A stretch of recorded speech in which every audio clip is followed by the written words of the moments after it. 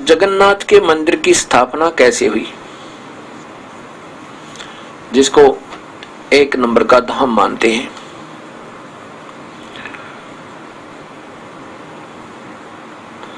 जगन्नाथ के मंदिर की स्थापना का विवरण है।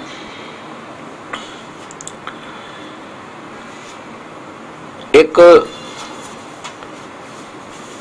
इंद्रदमन नाम के उड़ीसा के राजा होते थे। वो भगवान विष्णु के बहुत तगड़े श्रद्धालु और उपासक थे। एक बार भगवान विष्णु ने, श्री कृष्ण ने उस राजा को स्वप्न में दर्शन दिए और कहा कि इंद्रदमन, आप एक मंदिर बनवा दो और उसका जगन्नाथ नाम रखना। स्वप्न में वो स्थान दिखा जहां पर आज जगन्नाथ जी का मंदिर पुरी में विराजमान है। ये समुद्र के किनारे पे है कि इस समुद्र के किनारे पे यहाँ एक सुंदर मंदिर माने महल बना दे, पैलेस बहुत सुंदर, अच्छा लंबा चौड़ा, और उसमें कोई विद्वान पुरुष छोड़ना जो गीता जी का ज्ञान का प्रचार करे, सत भक्ति बतावे। ये कहकर के भगवान विष्णु अंतर्ध्यान हो गए स्वप्न में, अर्थात श्री कृष्ण जी।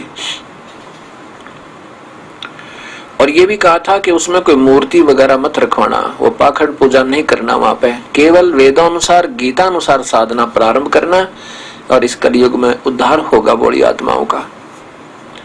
इसलिए उस मंदिर की स्थापना करवानी भगवान श्री कृष्ण ने चाही थी।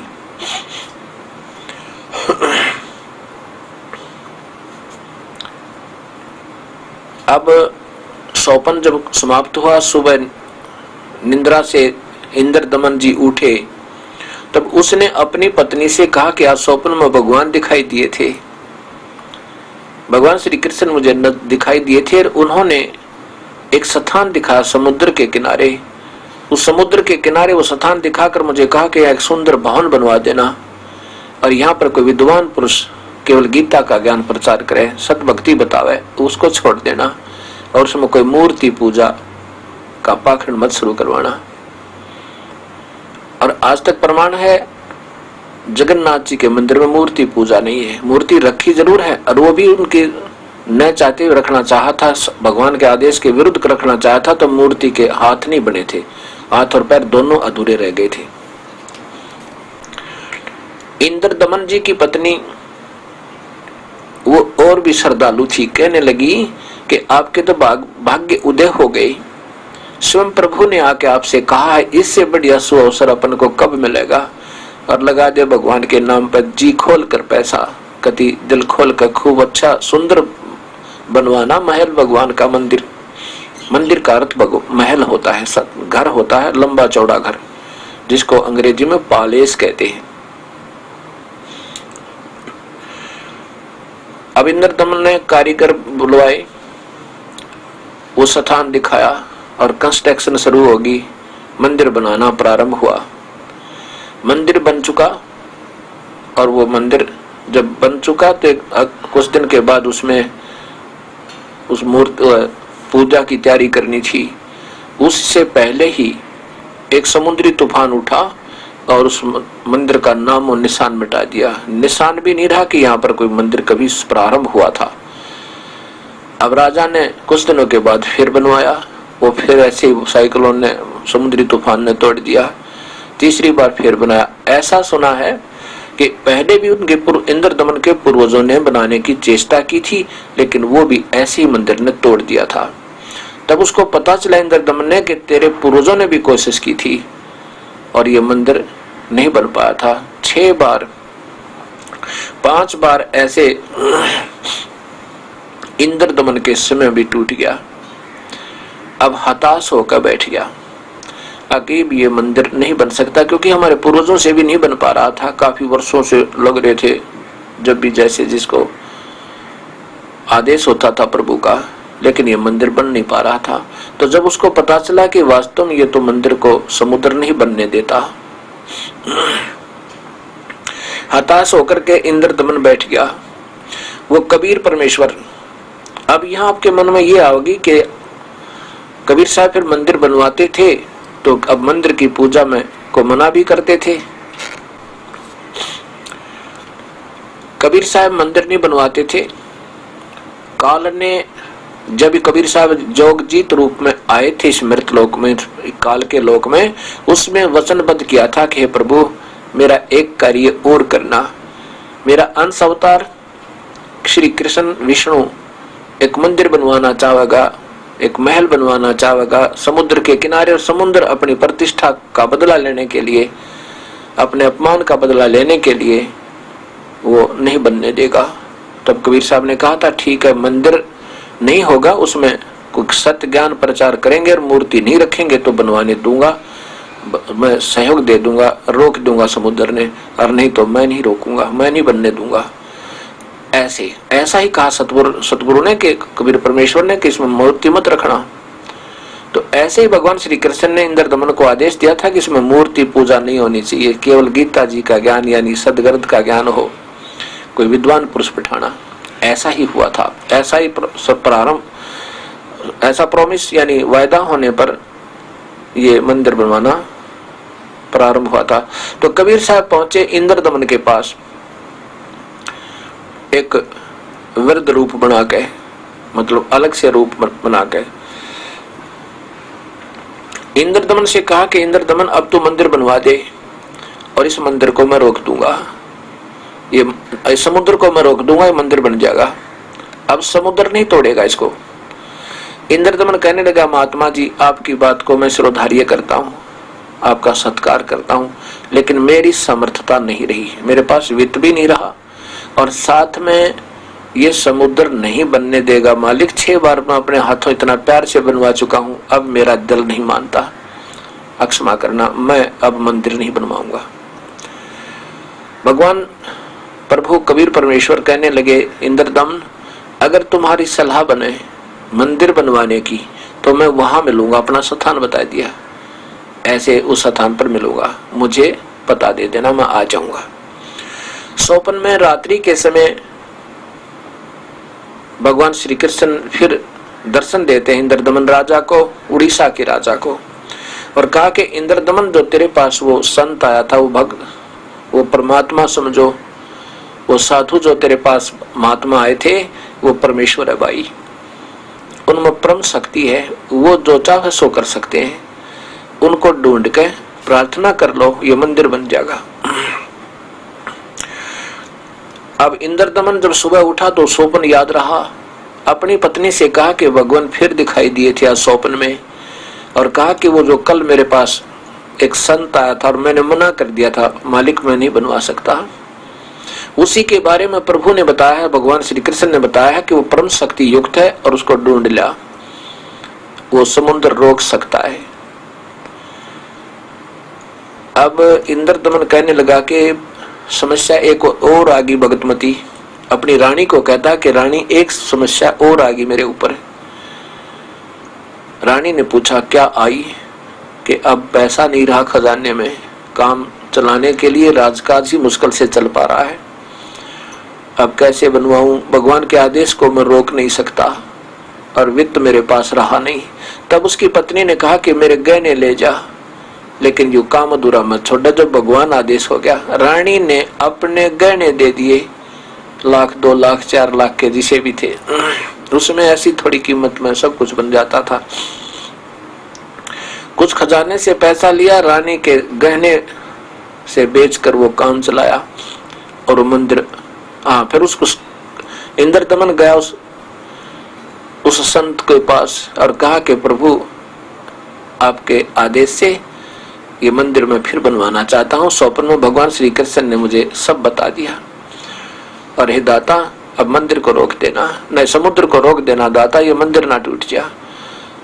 भगवान कबीर साहब ने कहा कि नहीं, अब ये समुद्र इस मंदिर को कभी नहीं तोड़ सकता, पर तो इससे पहले एक काम करना, जिधर से ये समुद्र आता है ना तोड़ने के लिए, वहां समुद्र के उस स्थान पर एक चौरा बना दे, चौरा कहते हैं चबूतरा, एक पत्थर की शिला को ऐसे सुंदर ऊपर छीन छाल के और ऐसे चबूतरा सा बना दे, ताकि मैं उस पर बैठ जाऊं और फिर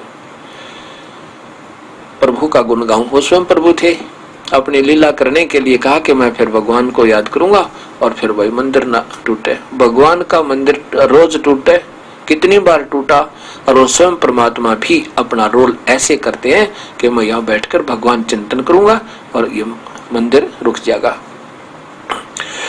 ये परमात्मा अपना भेद नहीं देते कि मैं प्रभु हूं। गुरु नानक देव जी ने कहा था कि फाई सूरत मलुक की वेश, ए ठगवाड़ा ठगी देश, खरा सियाणा बहुते बार, ये धानक रूप रहा करतार। ये किसी को बताता नहीं, ये बड़ा सियाणा है, ये सबको, ये ठगवाड़ा ठगी देश, ये नहीं बताता कि मैं वास्तव प्रभु हूं। अपने यहाँ शो नहीं होने देता, यहाँ प्रत्यक्ष नहीं होता। अब ऐसा ही किया गया, एक चबूतरा बनवा दिया और उधर से मंदिर बनवाना शुरू कर दिया। मंदिर बनकर तैयार हो गया, उसमें कुछ कमी रहती थी, 10-5 दिन की, 20 दिन की, 1 महीने की। अब महीने 20 दिन की जब कमी रही तो उस समय एक नाथ परंपरा के सिद्ध पुरुष आ गए, नाथ जी, और उसके बारे में पता था कि ये बड़े सिद्ध पुरुष हैं। उनको गोरखनाथ भी, क्योंकि ये गोरखनाथ जी जब चाहे प्रकट हो सकते हैं, क्योंकि ये चौथी मुक्ति प्राप्त है। जिसको चौथी मुक्ति अर्थात सिद्धियां आ जाती हैं, उनकी आयु कुछ लंबी होती है, और वो जब चाहे अपने शरीर को सूक्ष्म करने, जब चाहे वो सथूल दिखा दें, ऐसी इनमें कृपा, इनके अंदर एक शक्ति होती है। तो वहां कहते हैं गोरखनाथ जी आए, इंद्रदमन राजा से कहा कि मंदिर बन गया या अभी रहता है? उसने कहा जी अभी कुछ कमी रहती है, महीने 20 दिन की। तो नाथ जी ने कहा कि या उसमें मूर्ति रखी भगवान की? इंद्रदमन ने कहा कि प्रभु ने मूर्ति रखने को मना किया था स्वप्न में, कि मूर्ति मत रखना इसमें। तो नाथ जी ने कहा कि स्वप्न सच्चे थोड़े ही होते हैं, मूर्ति के बिना मंदिर कैसा? मूर्ति अवश्य हो और चंदन की हो। अब राजा ने सोचा भाई ये सिद्ध पुरुष है, अगर इसकी बात नहीं मानूंगा तो कोई श्राप दे दे, मन माने कोई कुबोल बोल दे और मेरे को हानि हो सकती है। अच्छा जैसा आपका आदेश। एक कारीगर बुलाए, चंदन की लकड़ी मंगा दी उन्होंने। कारीगर जब मूर्ति बना लेना पूरी हो जा 2-4 दिन में, और फिर वो सारी खिंड मिंड हो जा, बिल्कुल टुकड़े टुकड़े हो जा, रुके को नहीं। ऐसे कम से कम 10-12 कारीगर आए, मूर्ति बिल्कुल तैयार हुए, तैयार होते सब खील ऐसे टुकड़े टुकड़े अपने आप दूर दूर गिर जा। अब इंद्रदमन घबरा गया कि वो सिद्ध पुरुष आएगा और कहेगा तूने जानबूझकर नहीं रखवाई और मन मन श्राप दे दे मुझे। बड़ा चिंतित हुआ, बड़ा दुखी हुआ। उस समय वो कबीर परमेश्वर एक बिल्कुल 80 वर्षीय वृद्ध कारीगर का रूप बनाकर अपने थैले में सारे ये इंस्ट्रूमेंट डालकर, छीनी हथौड़ा आरी उरी लेकर और पहुंच गए। कहने लगे राजन मैं बहुत एक्सपीरियंस होल्डर हूँ, बहुत पुराना कारीगर हूँ और मुझे बहुत तजुर्बा है, वो मूर्ति मैं बना दूंगा, पर एक शर्त होगी, एक कमरे में बैठकर बनाऊंगा। जब तक मैं मूर्ति बनाकर अपने आप दरवाजा नहीं खोलूं तब तक कोई मत इस दरवाजे को मत छेड़ना। यदि तुम दरवाजा खोल दोगे, जबरदस्ती कोई खोल देगा तो ये जहां तक बनी होगी वहीं तक रह जाएगी, पर टुकड़े टुकड़े नहीं होगी। अब ऐसा ही कर दिया गया। जब हो गए 10-15 दिन बनाते को, इतने में वो गोरखनाथ जी आ गई। आकर के राजा से पूछा क्या मूर्ति बनवाई तूने? पहले उसने सारा हाल बताया राजा ने कि 10-12 कारीगर बदल लिए जी, मूर्ति बनने को तैयार होती है फिर टुकड़े टुकड़े हो जाती है। मैं बहुत चिंतित हो गया था। अब एक कारीगर और आया हुआ है, देखो वो कैसे बनती है, आप भी अपने सामने देख लेना ऋषि जी, महात्मा जी, कि वो मूर्ति बन नहीं पा रही है। अभी इस महाराज जी ने महात्मा कारीगर बना रहा है, उसने कहा कि कुछ दिन इसको खोलना नहीं है जब तक मैं स्वयं ना कहूं। नाथ जी ने कहा कि मूर्ति को देखेंगे कैसी बनाई है, ऐसे थोड़ा है वो उठपटांग बना के रख जाएगा, हम मंदिर में ऐसे थोड़ी रखने देंगे, पहले हम मूर्ति देखेंगे, कोई कमी होगी तो उसको बताएंगे, ठीक करवाएंगे, चलो मेरे साथ। अब राजा विवश जा करके वहां खड़े हो गए जिस कमरे में बैठ कर कबीर परमेश्वर वो मूर्ति बना रहे थे। अब बना क्या रहे थे, उनकी लीला करनी थी, भ्रम तोड़ना था नादानों का कि मंदिर में मूर्ति की कतई जरूरत नहीं होती। पर ये हठ धर्मी अधूरे ज्ञानी ये अपने हिसाब से चलते हैं, प्रभु के विरुद्ध चलते हैं। गोरखनाथ जी ने आवाज लगाई, कारीगर दरवाजा खोलो। अंदर ना खटखट की आवाज है, कुछ नहीं। अब 2-3 आवाज जब लगा ली, बिल्कुल नहीं दरवाजा खोला, और ना ही कोई आवाज अंदर से आई। तब सोचा कि कहीं तुम 80 वर्षीय वृद्ध बता रहे थे, गोरखनाथ ने कहा 80 वर्षीय वृद्ध कारीगर बता रहे थे, कहीं वो मरना गया हो, 15 दिन हो गए, बताओ कुछ दरवाजा नहीं खोला उसने। तोड़ दो दरवाजे को, धक्का देकर दरवाजा खोल दिया। दरवाजा खुला तो मूर्ति तैयार थी, लेकिन उसके हाथ इससे आगे आगे हाथ नहीं बन पाए थे, बनाने रहते थे टू ऐसे ही। तो ज्यों के तो वो अब भी जो मूर्ति उस मंदिर में रखी है जगन्नाथ में जी में, उसके आगे के हाथ नहीं है, केवल ऐसे टूंडे हाथ से ऐसे अरियों ही दिखाई देते हैं। ये दास देख कर आया उसको सिर्फ प्रमाण के लिए कि वास्तव में ये सत्य है।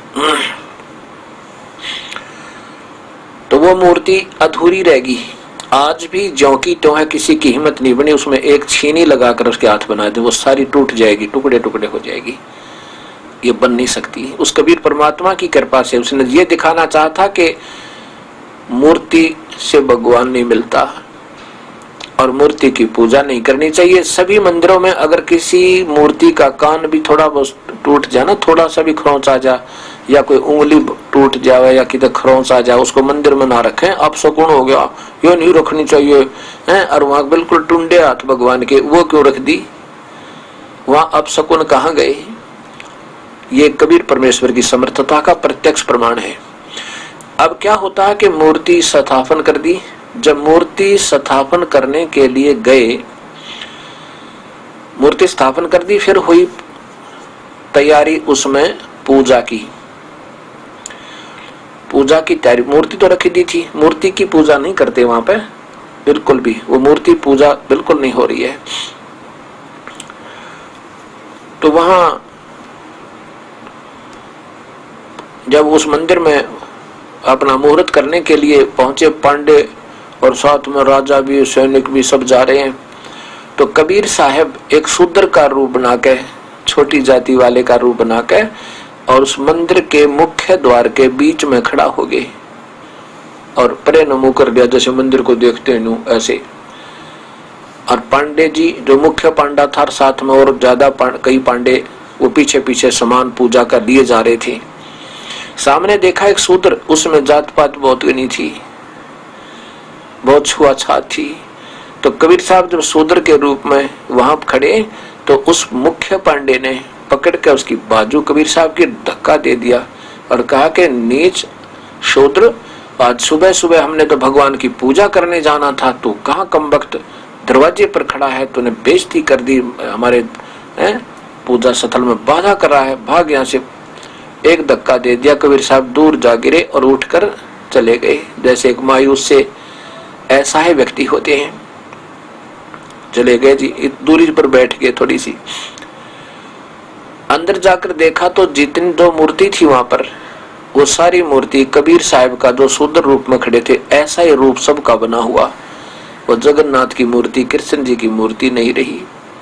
आप सब पंडे कूदे, ये क्या हो गया, तो उसी शूद्र की मूर्ति का रूप बन गया, ये तो अपवित्र होगी। बुद्धि इन्होंने न्यो ना सोचा, कर्म इन्हों यो भगवान है, और जिसने ऐसी लीला कर दी, फिर भी यह सद्बुद्धि नहीं आई कि इस रूप में परमात्मा आया हुआ है। पड़ जाओ चरणों में जाकर रो फूट फूट के, नहीं कैसे फिर वो प्रभुता खत्म हो जाए उनकी, कहने लगे ये क्या हो गया। वो थोड़ी देर में परमात्मा ने अपनी लीला वापस कर ली, वजहों की तो मूर्ति रह गई। फिर उन मूर्तियों को गंगा जल से साफ करा, फिर खूब साफ करा, 3-4 बार धोई और फिर वह पूजा की। अब क्या होता है कि मंदिर बनकर तैयार हो जाता है और कबीर साहब वो परमेश्वर अपने उस चबूतरे पर, चौरे पर जाकर बैठ जाते हैं और समुद्र की तरफ ऐसे कर लेते हैं।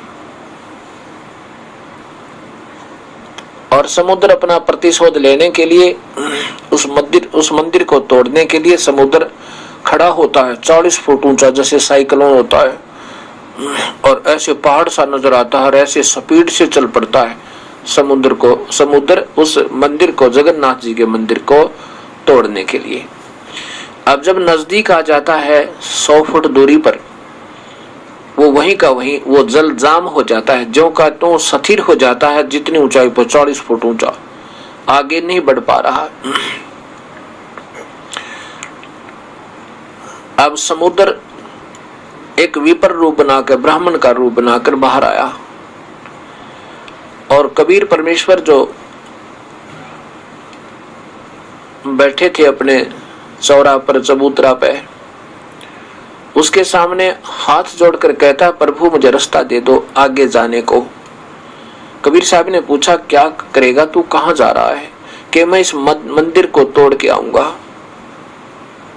कबीर साहब ने कहा, क्यों भाई, क्यों तोड़ रहा मंदिर में? इसमें तो विद्वान पुरुष रहा करेंगे, इसमें गीता जी का ज्ञान होगा, प्रभु की व्याख्या की जाया करेगी, कलयुग में उद्धार होगा, जो यहाँ सत्य भक्ति प्रचार होगा, कोई वो ब्रह्म साधना बताने वाला कोई संत रहा करेगा, क्यों तोड़ रहा भाई तू? तब समुद्र ने कहा कि इसने, श्री कृष्ण ने, श्री राम रूप में, ये विष्णु ने मेरे साथ बदतमीजी की थी जब लंका पर धावा बोलना था और मेरे ऊपर से पुल बांधा था। जबरदस्ती मेरे को तीर दिखाकर, अग्नि बाण दिखाकर मुझे शूद्र और नीच कहा था कि लातों के भूत बातों से नहीं मानते। लक्ष्मण मेरा अग्नि बाण दे, इस समुद्र को फूकूंगा। मुझे डराया था, मुझे धमकाया था, मुझे शूद्र कहा था, और मैं इसका बदला लूंगा। मैं इसको अपनी छाती पर, अपने किनारे पर इसका मंदिर नहीं बनने दूंगा। और पहले भी मैंने कई बार तोड़ दिया इसका। कबीर साहब ने कहा कि नादान साधु और ऐसे नहीं करते, आप तो अच्छी आत्मा हो, ये तो अच्छा स्थान बन गया, यहाँ पर सत्संग हुआ करेगा, कोई मूर्ति पूजा नहीं होगी इसमें, और इसको बनने दे। समुद्र कहने लगा, नहीं प्रभु आप हट जाओ। कबीर साहब ने कहा कि जा, फिर नहीं मानता है तो जाओ। तब समुद्र ने कहा कि प्रभु आपकी समर्थता के सामने अब मेरे से टस से मस नहीं हुआ जा रहा, मैं आगे नहीं बढ़ पा रहा हूं, आप रास्ता दे दो। कबीर साहब ने कहा बिल्कुल नहीं। तो फिर कहा कि जी मेरे को इसका बदला दिलाओ, क्योंकि यहाँ पर बदला जरूर लेते हैं इंसान, ये हमारे अंदर एक और विशेष यहाँ की प्रेरणा रहती है। कबीर साहब ने कहा कि ऐसे कर, वो द्वारका तूने डबोत ली पहले, इसकी श्री कृष्ण की वो द्वारका तूने पहले भी तो खत्म कर दी थी। जब यादों का विनाश हुआ था, श्री कृष्ण की मृत्यु हो गई थी तीर लगने तक, तूने डबो तो लिया था। तो उसने कहा समुद्र ने कि अभी भी कुछ अंश बकाया रह गया था, अब भी बकाया रहता है उसमें काफी हिस्सा। तब कबीर साहब ने कहा कि अब उसने तू और डबो ले, पर इधर नहीं आ सकता पुत्र, चाहे तू डबो चाहे मत डबो, उसका बदला ले चाहे मत ले, अब तू इधर नहीं आ सकता। और कान खोल के सुन ले, यदि आज के बाद तू इधर आ गया ना इस मंदिर के आसपास, तो मेरे से बुरा नहीं होगा। हाथ जोड़ के कान पकड़ के समुद्र चलाएगा, प्रभु आपके सामने किसकी पार बसावे। और जो बचा कुछ हिस्सा और रहता था द्वारका का, उसको भी अपने जल मगन कर लिया। उसके बाद ये जगन्नाथ जी के मंदिर की स्थापना, और उसमें विधिवत पूजा प्रारंभ हुई थी। गीता जी का ज्ञान किया जाता था, सत भक्ति होती थी। अब धीरे धीरे समय ज्यादा हो गया, इस करके इसको अब फिर वहीं पर झाड़े जूड़े लगान पे, जल के छींटे लगान पे, केवल दर्शन मात्र तय कहते हैं मुक्ति हो जाएगी। ये सब समय आने पर ये अनजान साधक संत उस प्रक्रिया को खराब कर देते हैं। फिर समय अनुसार ये प्रक्रिया फिर प्रारंभ करवाता प्रभु अपनी कृपा है, और शास्त्र विरुद्ध शास्त्र अनुकूल साधना फिर प्रारंभ होती है। शास्त्र विरुद्ध साधना का फिर एक समय ऐसा आता है कि उसका अंत होता है। अब ये शास्त्र विरुद्ध साधना का अंत होने का समय आ गया है। ये कितने दिन लगेंगे, ये प्रभु की रजा है। ये कब हार मानेंगे ये नकली संत, शास्त्रों के विरुद्ध साधना बताने वाले ये कब अपनी भूल स्वीकार करेंगे, प्रभु के दोषी ना रहेंगे। मैं तो ये कामना करता हूँ प्रभु सोधी दे, इनको सद्बुद्धि दो मेरे दाता, ये झांके अपने आप में वो कितने दोषी हो रहे हैं हम गलत मार्गदर्शन करके। ये सोचें, कभी बैठकर देखें इन शास्त्रों को और एक हो जावे, यहाँ से पीछा छुटवावे और प्रभु के गुण गावे मिलकर। अर्धरात्रि बीत गई थी, स्वप्न में दिखे घनश्याम, इंद्र दमन एक मंदिर बनवा दे, जगन्नाथ हो जिसका नाम। इंद्र दमन एक मंदिर बनवा दे, जगन्नाथ हो जिसका नाम। सुन राजा एक भवन बनवा दे, संग समुद्र गहरा हो, गीता जी का ज्ञान चले वहाँ, विद्वान कथा कोई कह रहा हो। सुन राजा एक भवन बनवा दे, संग समुद्र गहरा हो, गीता जी का ज्ञान चले वहाँ, विद्वान कथा कोई कह रहा हो। ना मूर्ति ही ना पाखंड पूजा, वो सहज स्वभाव से रह रहा हो, योग युक्त की विधि बतावे, जिससे मन इंद्री पर पैरा हो। ना मूर्ति ही ना पाखंड पूजा, वो सहज स्वभाव से रह रहा हो, योग युक्त की विधि बतावे, जिससे मन इंद्री पे पैरा हो। ना मूर्ति न पाखंड पूजा, सहज स्वभाव से रह रहा हो, योग युक्त की विधि बतावे, जिससे मन इंद्री पे पैरा हो। कलयुग में जो नाम जपेगा, उसके सरेंगे सारे काम। इंद्र दमन एक मंदिर बनवा दे, जगन्नाथ हो जिसका नाम। इंद्र दमन एक मंदिर बनवा दे, जगन्नाथ हो जिसका नाम। अर्धरात्रि बीत गई थी, स्वप्न में दिखे घनश्याम, इंद्र दमन एक मंदिर बनवा दे, जगन्नाथ हो जिसका नाम। इंद्र दमन एक मंदिर बनवा दे, जगन्नाथ हो जिसका नाम। 5 बार मंदिर बनवाया, श्री कृष्ण जी के कहने से, मंदिर टूटा अवशेष बचाना, तेज समुद्र बहने से। 5 बार मंदिर बनवाया, श्री कृष्ण जी के कहने से, मंदिर टूटा अवशेष बचाना, वो तेज समुद्र बहने से। कहे कबीर अब मंदिर बनवा दे, यो टूटे न मेरे रहने से। 6ठी बार मंदिर बनवाया, राजा न रानी के गहने से। कह कबीर अब मंदिर बनवा दे, यो टूटे न मेरे रहने से। 6ठी बार मंदिर बनवाया, राजा न रानी के गहने से। कह श्री कृष्ण बोले, यो कबीर पुरुष पूर्ण ब्रह्म यही है, इसके चरणों में कर जा प्रणाम। इंद्र दमन एक मंदिर बनवा दे, जगन्नाथ हो जिसका नाम। इंद्र दमन एक मंदिर बनवा दे, जगन्नाथ हो जिसका नाम। कह कृष्ण पूर्ण ब्रह्म कबीर यही है, उसके चरणों में कर जा प्रणाम। इंद्र दमन एक मंदिर बनवा दे, जगन्नाथ हो जिसका नाम। मंदिर इंद्र दमन एक मंदिर बनवा दे, जगन्नाथ हो जिसका नाम। अर्धरात्रि बीत गई थी, स्वप्न में दिखे घनश्याम। इंद्र दमन एक मंदिर बनवा दे, जगन्नाथ हो जिसका नाम। इंद्र दमन एक मंदिर बनवा दे, जगन्नाथ हो जिसका नाम। कह कबीर एक चौरा बनवाओ, जहाँ राम नाम लो लाऊंगा। जिस पर बैठ समुद्र को और मंदिर को बचाऊंगा। कह कबीर एक चौरा बनवाओ, जहाँ राम नाम गुण गाऊंगा। जिस पर बैठ समुद्र को रोकूं और मंदिर को बचाऊंगा। राम रूप में कह समुद्र उठो भगवन, मैं समुद्र मंदिर तोड़ने जाऊंगा। कह समुद्र राम रूप में इसने मुझे सताया, वो बदला लेना चाहूंगा। कह समुद्र उठो भगवन, मैं मंदिर तोड़ने जाऊंगा। राम रूप में इसने मुझे सताया, वो बदला लेना चाहूंगा। अग्नि बाण से रास्ता मांगा था, कहा था मुझे नीच गुलाम। इंद्र दमन एक मंदिर बनवा दे,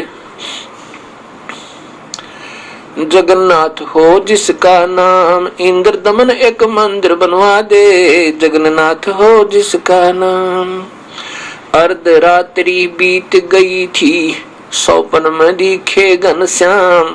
इंद्र दमन एक मंदिर बनवा दे, जगन्नाथ हो जिसका नाम। इंद्र दमन एक मंदिर बनवा दे, जगन्नाथ हो जिसका नाम।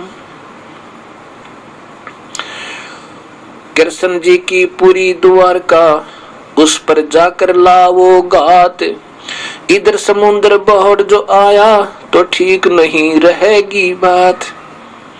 कृष्ण जी की पूरी द्वारका, उस पर जाकर लाओ गात।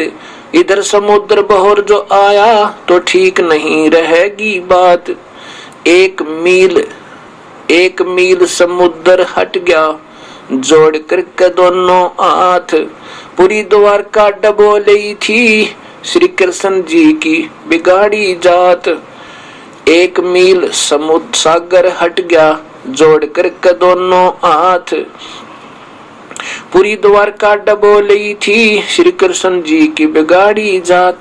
पर्वत की जो रोका समुद्र, जगन्नाथ का बन गया धाम। इंद्र दमन एक मंदिर बनवा दे, जगन्नाथ हो जिसका नाम। अर्धरात्रि बीत गई थी, सौपन में दिखे घनश्याम। इंद्र दमन एक मंदिर बनवा दे, जगन्नाथ हो जिसका नाम। इंद्र दमन एक मंदिर बनवा दे, जगन्नाथ हो जिसका नाम। वरद कारीगर बनकर आए, बंदी छोड़ कबीर करतार। हाथ पैर प्रतिमा के रह गए, धक्के तंदिए खोल कवार। वरद कारीगर बनकर आए, बंदी छोड़ कबीर करतार। हाथ पैर प्रतिमा के रह गए, धक्के तंदिए खोल कवार। अछूत रूप में साहेब आए, खड़े हुए थे बीच द्वार। पांडे जी ने धक्का मारा, कह करके न नीच गंवार। अछूत रूप में साहेब आए, खड़े हुए थे बीच द्वार। पांडे जी ने धक्का मारा, कह करके न नीच गंवार। कोड लगा फिर वो पांडा रोवे, काया का गल गया सब चाम। इंद्र दमन एक मंदिर बनवा दे, जगन्नाथ हो जिसका नाम। इंद्र दमन एक मंदिर बनवा दे, जगन्नाथ हो जिसका नाम। अर्धरात्रि बीत गई थी, सौपन में दिखे घनश्याम। इंद्र दमन एक मंदिर बनवा दे, जगन्नाथ हो जिसका नाम। इंद्र दमन एक मंदिर बनवा दे, जगन्नाथ हो जिसका नाम। चरण दो पांडे ने पिए, ज्यों की तो फिर होगी खाल। कह कबीर सुनो सब पांडा, यहाँ छुआ छात की न चाल चाल। चरण दो पांडे न पिए, ज्यों की तो फिर हो गई खाल। कह कबीर सुनो सब पांडा, यहाँ छुआ छात की न चाल चाल। जय कोई छुआ छात करेगा, उसका भी यही होगा हाल। एक पत्तल में दोनों जी में, पांडा गुलाम रामपाल। कह जय कोई छुआ छात करेगा, उसका भी यही होगा हाल। एक पत्तल में दोनों जी में, पांडा गुलाम रामपाल। इसमें कौन सा भगवान बदल गया, वो हे कृष्ण ओए राम, इंद्र दमन एक मंदिर बनवा दे, जगन्नाथ हो जिसका नाम। इंद्र दमन एक मंदिर बनवा दे, जगन्नाथ हो जिसका नाम। अर्ध रात्रि बीत गई थी, स्वप्ने में दिखे घनश्याम। इंद्र दमन एक मंदिर बनवा दे, जगन्नाथ हो जिसका नाम। इंद्र दमन एक मंदिर बनवा दे, जगन्नाथ हो जिसका नाम। अब जिस पांडे ने उस कबीर परमेश्वर के धक्का मारा था, जब वो साहेब एक अछूत रूप में जगन्नाथ जी के मुख्य द्वार पर खड़े थे, कुछ दिनों के बाद उस पांडे का कोड लग गया, और इतना भयंकर कोड लग गया, सारा चाम चू चू का गिरने लग गया, सब में मवाद फूट गया और बहुत बुरा हाल हो गया। माखी बन के सारा चाम गल गया, शरीर की खाल गल गई। अब उस पांडे जी ने बहुत कोशिश की, अपने देसी दवाइयां भी खाई, प्रभु की आराधनाएं भी की, पूजाएं भी की, जो दोनों को बताता था कि ऐसे कर लो तुम्हें सुख होगा, वो स्वयं कर चुका, पर कति आराम नहीं हुआ। एक दिन स्वप्न में भगवान श्री कृष्ण ने उस पांडे को दर्शन दिए कि उस जिसको तू शूद्र समझ रहा था, नादान, वो परमेश्वर है, और पैर पकड़ दे, जाकर उसके अक्षमा याचना कर ले, जैसे वो कहे ऐसे करना भाई, नहीं तो ये तेरा जीवन व्यर्थ हो गया, मेरे बस की बात नहीं। क्योंकि परमात्मा प्रधानमंत्री के ऑर्डर ने एक विभाग, एक प्रांत का मंत्री कैसे बदल सके? वही चेंज कर सकता है, अपने आदेश को वही बदल सकता है।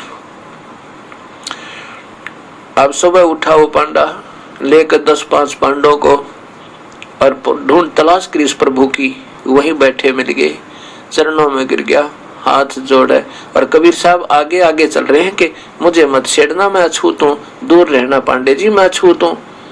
तब रोने लग गया खड़ा होकर वो पांडे, जो से बालक रोया करे बुरी तरह, ये दाता मेरे तो गलती होगी, माफ करो प्रभु, मुझे माफ कर दो। क्योंकि जिसका ये हो जाना बीमारी, जो पता चला कितना मंत्र, कितना संत है, इतने समय पर टूक मिले, पिछली भक्ति कमाई ठीक चल रही है, तब तक तो ये अपने आप में खूब प्रभु पाके रहेंगे, और जब दुर्गति का समय आओगा अंदर अदरग मारेगा। एक मंत्र को देखा, अदरग मार गया करके पड़े, और पहले अंडी पाक रहा था, भक्ति गलत करें फिर अंत में बुरा हाल हो इनका। तो इसलिए हमने अभी सोचना होगा कि कहीं वो सतिथि फिर हमारी ना बिगड़ जाए। अब जब उस पांडे जी की ये हालत होगी, अब उसको रो दूर तो खड़ा होकर, उस जिसको अछूत कहता था, जिसके धक्का दिया था, अब उसके चरणों में गिरना चाहता, और वो दूर हो रहे हैं। जब बुरी तरह रोने लग गया, बैठ गया, कभी ये नजदीक नहीं आने देंगे। तब कबीर साहब खड़े हो गए, बैठ गए, एक स्थान पर स्थिर हो गए, डट गए, रुक गए। तब पांडे ने जाकर चरणों में गिर गया, हाथ जोड़े, पैर पकड़ा, मुझे माफी दो भगवान, मेरे तो गलती होगी। तब कबीर साहब ने कहा कि बात सुन ले भाई। वो कहता है पांडा के मुझे चरणों का जल दे दो दाता, मैं इसे स्नान कर लूं, आपके चरणों का रज भरा जल दे दो मुझे, मेरा कोड कट जा। कबीर साहब बोले भाई कोड तो कटेगा, ठीक है, मेरे आशीर्वाद है, और आप यहाँ पर मेरी बात सुनो पहले। कहा जी बता दो। इस जगन्नाथ के मंदिर में आज के बाद छुआछात नहीं होगी। अगर जिसने भी को छुआछात करने की कोशिश की है, उसकी यही हालत हो जाएगी, उससे भी बुरी हालत हो सकती है, कोई और भी घटना घट सकती है। उन पांडे ने कान पकड़े, हाथ जोड़े, अक्षमा याचना की, प्रभु कभी नहीं ऐसा नहीं करेंगे। तब कबीर साहब ने कहा ठीक है, और आज नहीं सदा के लिए ऐसा ही होगा, जिस सदा के लिए होगा। तब कबीर साहब के पैर धोए और कहा कि 40 दिन इस जल से नहाते रहना। कबीर साहब ने कर तो वो वैसे भी सकते थे, परंतु हम जल्दी स्वस्थ हो जाते हैं तो भगवान को भूल जाते हैं। कहने लगा 40 दिन नहाना इससे, इस जल को डाल के। अब ऐसे उसने प्रारंभ किया तो रोजाना कोड समाप्त होता चला गया, 40वें दिन बिल्कुल स्वस्थ काया होगी। अब इस प्रकार उस जगन्नाथ जी के मंदिर में आज भी छुआछात नहीं है। कोई भी जाति का, किसी मजहब का कोई व्यक्ति जावे, और जबकि आज से 500 वर्ष पहले, 550 वर्ष पूर्व किसी मंदिर में कोई अछूत व्यक्ति नजदीक भी नहीं जा सकता था। उस मंदिर में कभी भी छुआछात नहीं है। तो ऐसा क्यों? अब ये मूल ज्ञान किसी के पास नहीं है।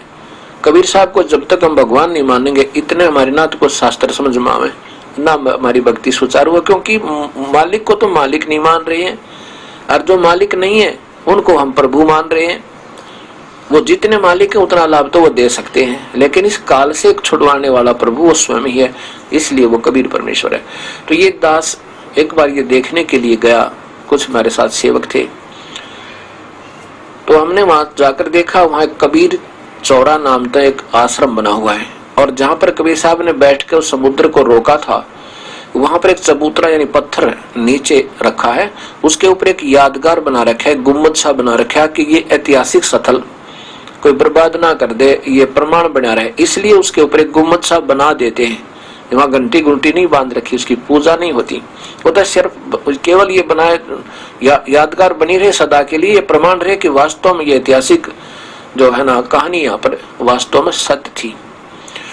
और उसकी देखभाल के लिए एक व्यक्ति रखा जाता है, उसको महंत कहते हैं, वो रखवाले होते हैं उस ऐतिहासिक स्थलों के। अब वो नादान स्वयं महंत बन गया, पूजा करवाने लगे, अपने दंडवत कराने लगे, और फिर नाम देने लगे। ये बात नहीं बिगड़ा, क्योंकि प्रभुता के भूखे हम प्रभु के नहीं है।